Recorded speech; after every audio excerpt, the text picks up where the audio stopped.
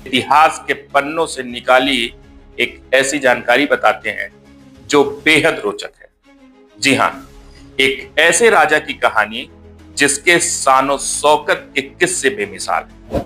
जी हाँ, इस राजा का शान ऐसा था कि इन्होंने अपने पैजामे का नाड़ा बांधने के लिए भी गस्टेड अफसर नियुक्त किया हुआ था। जी हाँ, बिल्कुल सही सुन रहे हैं आप।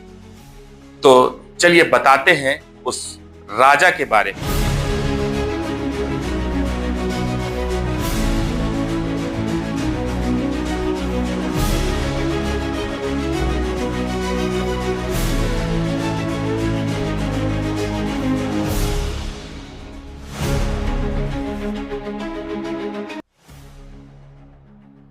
भारत सदियों तक रियासतों का देश रहा है, जहां महलों की ऊंची दीवारों के पीछे एक ऐसी शाही जिंदगी बसती थी जिसका अंदाजा आज भी लोगों को हैरान कर देता है। राजाओं की रहीसी, उनके नायाब शौक और उनकी सनक भरी विलासिता से जुड़ी कहानियां इतिहास के रगों में आज भी धड़कती हैं। इन्हीं कहानियों में से एक नाम चमकता है कपूरथला के महाराजा जगजीत सिंह का, जिनकी शानो शौकत और विदेशी ठाठ आज भी दुनिया को रोमांचित करते हैं। जी हाँ, कपूरथला पंजाब की वह छोटी सी रियासत जिसने अपने वैभव से दुनिया को चकित कर दिया था।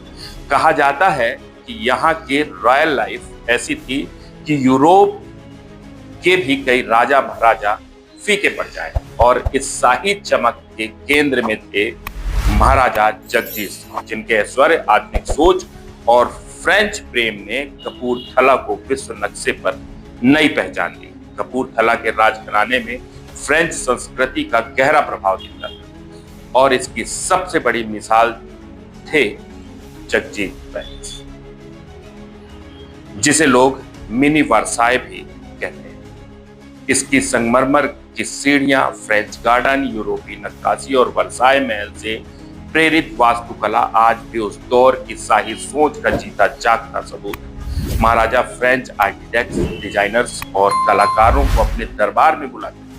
राजमहल में फ्रांसीसी संगीत गूंजता था और यूरोपियन मेहमानों का आना जाना वहां आम बात। एशिया में इतने आधुनिक, फैशनेबल और अंतरराष्ट्रीय रंग वाले दरबार कम ही हुआ करते थे। महाराजा जगजीत सिंह की लग्जरी कारों के प्रति दीवानगी किसी फिल्मी कहानी से कम नहीं। उनके गैराज में उस समय, सोचिए, उस समय का दौर, रोल्स रॉयल, बुगाटी, बेंटले और डेलाई हाई जैसी कारों की कतार लगते हैं। प्रत्येक कार सिर्फ वाहन नहीं, एक शाही पहचान थी जिसे महाराजा अपनी पसंद के अनुसार विशेष रूप से कस्टमाइज करवाते थे। इतिहासकार बताते हैं कि जब महाराजा विदेश जाते तो उनकी पसंदीदा रोल्स रॉयल भी बकायदा जहाज से भेजी जाती थी, ताकि विदेश में भी उनकी शान में कोई कमी न रह जाए।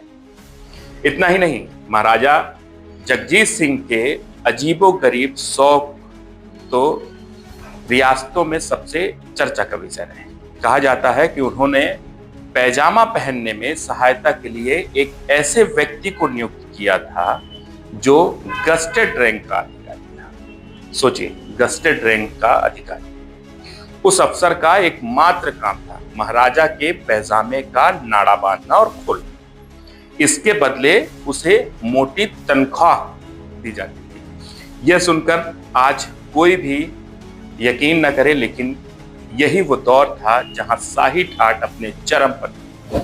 महाराजा की पोशाकें शाही वैभव की मिसाल थी। सोने चांदी के धागों से बने परिधान यूरोप के डिजाइनर्स द्वारा तैयार करवाए जाते। उनके मुकुट, पगड़ी के आभूषण, तलवारों के म्यान, हीरे जड़े ब्रॉन्ज, ये सब इतने नायाब और अद्वितीय थे कि आज किसी भी अंतरराष्ट्रीय नीलामी में करोड़ों में बिक जाए।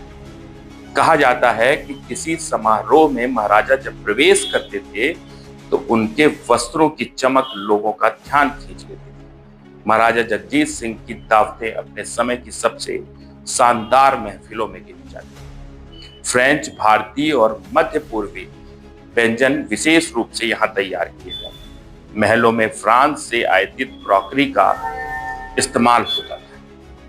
यूरोप, मध्य पूर्व और एशिया के कलाकार इन दावतों में अपने कार्यक्रम प्रस्तुत करने आते थे। बड़े झूमर, मोमबत्ती की रोशनी, फूलों की खुशबू और संगीत का समारोह, यह सब मिलकर एक ऐसी दुनिया रचता था जिसकी कल्पना ही मनमोह ले।